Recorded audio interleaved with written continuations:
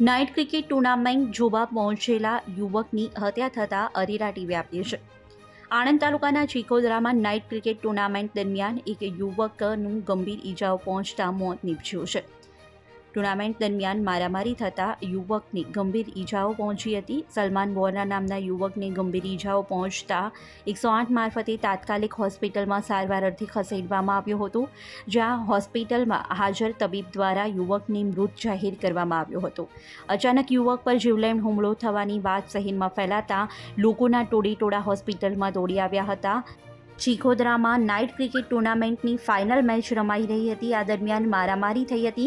ઘટનાની જાણ થતાં પોલીસ સ્થળ પર દોડી આવી હતી. નાઇટ ક્રિકેટ ટુર્નામેન્ટની ફાઇનલ મેચ દરમિયાન કોઈ કારણોસર પ્રેક્ષકો વચ્ચે માથાકૂટ થઈ હતી, જ્યાં મેચ જોવા પહોંચેલા યુવક પર ટોળા દ્વારા ઘાતક હુમલો કરવામાં આવ્યો હતો અને યુવકનું મોત નીપજ્યું હતું.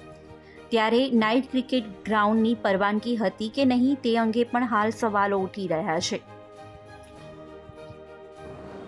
આણંદ રૂરલ પોલીસ સ્ટેશનની હદમાં આવેલ ચીખોદરા ગામે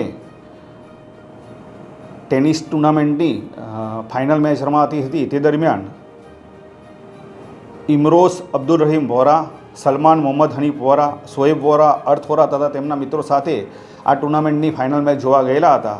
તે દરમિયાન ઘેટો અને હેલો નામના બે વ્યક્તિઓ મોટરસાઇકલ લઈને આવેલા અને પ્રેક્ષકો સાથે ટચ થતાં આ બધા વચ્ચે બોલાચાલી થઈ, ગાળાગાળી થતાં ઘેટો અને હેલોએ તેના અન્ય મિત્રો શક્તિ, વિશાલ અને ફુલિયોને બોલાવી આ તમામ વ્યક્તિઓ સાથે બોલાચાલી કરી, ગાળાગાળી કરી અને ગળદાપટોનો માર મારી અને આ ઝઘડો થયેલો હતો, જેમાં વિશાલ નામના વ્યક્તિએ તેના હાથમાંની છરીથી ફરિયાદી ઇમરોઝ અબ્દુલ રહેમાન વોરા તથા સલમાન મોહમ્મદ હનીફ વોરાને શરીરના જુદા જુદા ભાગો પર ઘા મારેલા, તેમજ શક્તિ નામના છોકરાએ લાકડાના બેટથી સલમાનના માથાના પાછળના ભાગે મારેલો હતો, જેમાં ઈજાગ્રસ્તોને તાત્કાલિક હોસ્પિટલમાં એડમિટ કરેલા. આ હોસ્પિટલની સારવાર દરમિયાન સલમાન મોહમ્મદ હનીફ વોરાનું કરુણ મોત નીપજેલ છે.